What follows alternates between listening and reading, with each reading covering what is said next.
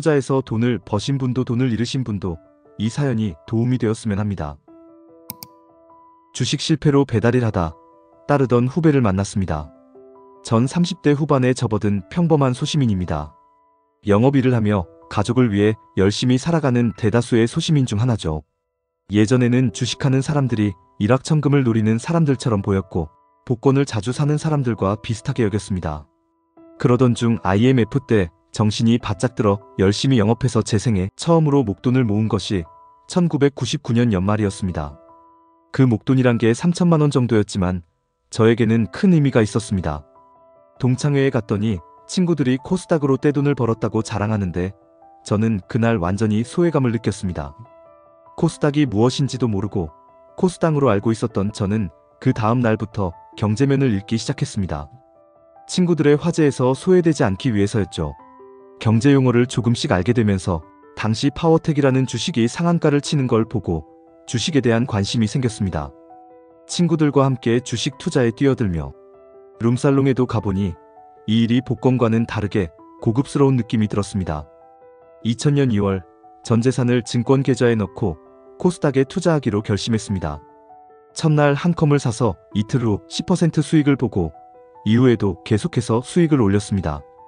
그렇게 일주일 만에 저는 과거의 제 모습이 얼마나 어리석었는지 후회하게 되었습니다. 주식 투자로 돈을 벌게 되면서 영업사원에서 데이트레이더로 신분 상승을 하게 되었습니다. 물론 차트나 캔들, 지지선 같은 건 잘 몰랐지만 돈만 잘 벌면 된다는 생각이었습니다. 2000년 상반기 동안 열심히 투자한 결과 제 재산이 1000만 원이 늘어났습니다. 이제 제 이야기는 여기서 끝나지 않습니다. 코스닥이 내림세를 타면서 제 재산도 벚꽃이 지듯 줄어들어갔습니다. 자꾸 줄어드는 통장을 바라보며 저는 서서히 미쳐갔습니다. 본전을 하려면 분할 매수보다는 한 종목에 몰빵을 하고 미수까지 타야 한다고 생각했습니다. 마지막으로 선택한 SM 주식이 바로 그날 역사상 최고점에서 사들인 것이었고 그 이후 다시는 그 가격을 맛보지 못했습니다. 결국 종자돈 3천만 원에 대출받은 2,500만 원, 마지막 미수금 300만 원까지 포함해 총 5,800만 원의 빚을 지게 되었습니다. 그때는 300만 원도 갚지 못해 증권사에서 협박을 당하게 되었고 저에게 SM을 권했던 직원에게 신용불량이 될 것이라는 소리까지 듣게 되었습니다. 그때는 정말 애 우유값조차 구할 수 없어 막막했습니다. 그 뒤로 약 2년간 외식조차 하지 못했고 저와 함께 사는 아이들도 항상 간단한 밥만 먹어야 했습니다. 제가 다니던 백화점의 전 여직원 중 가장 예쁘던 아내는 길거리에서 빵을 팔아야 했습니다. 영업을 마치고도 새벽에 아파트를 돌며 식품을 배달해야 했습니다. 대학 시절 후배들이 저를 따르던 기억이 있는데 어느 날 새벽에 배달하던 고급 아파트 엘리베이터에서 그 후배를 만나게 되었습니다. 어머, 선배 아니세요? 라는 그녀의 질문에 저는 한마디도 할 수 없었습니다. 나를 알아본 후배보단 제 자신에게 너무 원망스러웠습니다. 그렇게 2년간 빚을 갚고 드디어 올해 봄에 가족과 외식을 하게 되었고 여름에는 놀러도 갔습니다. 그동안 다시는 주식 근처에 가지 않겠다고 다짐했지만 올해 영업 아이템이 결실을 맺고 돈이 좀 생기니 주식이 다시 궁금해지기 시작했습니다. 한 달 전부터 팍스넷에 들어와 눈팅을 하게 되었고 하락장이라 바닥에서 사면 재미를 볼 수 있을 것이라는 생각이 들었습니다.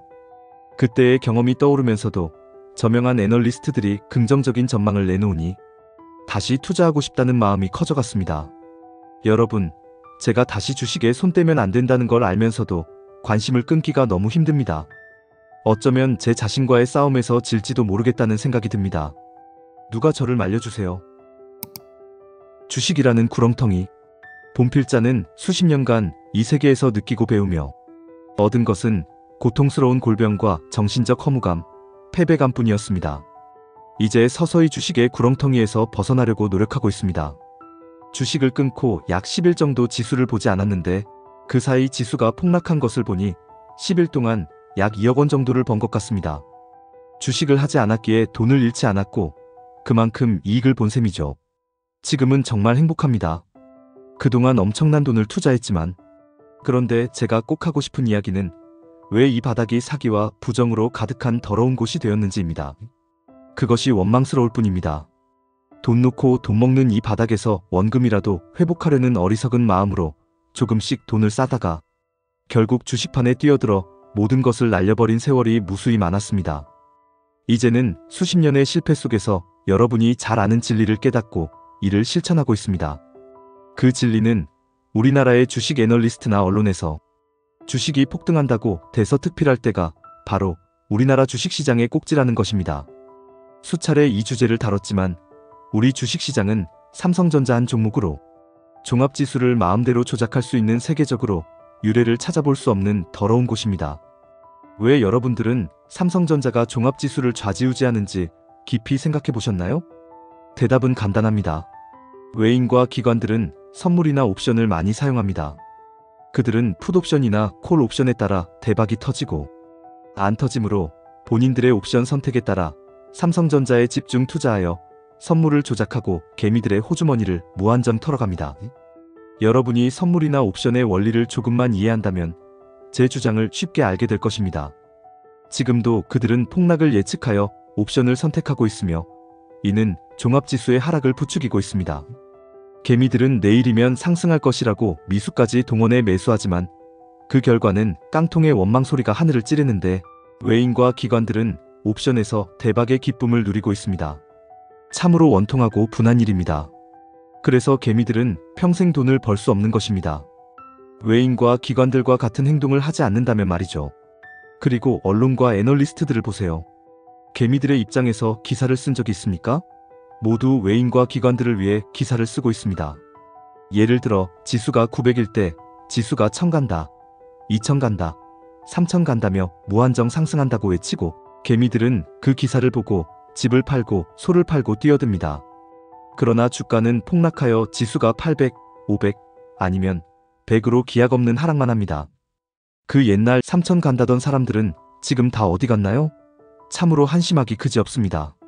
이런 주식시장이 정부가 인정하는 시장인지 정말 묻고 싶습니다.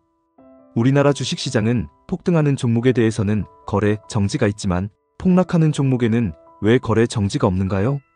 이것을 다시 말하자면 폭등하여 떼돈을 벌려면 정부에서 거래 정지를 시켜 떼돈을 못 벌게 하고 주가가 폭락하여 개미들이 거지 신세가 될 때는 내몰라라 하면서 거래 정지가 없습니다.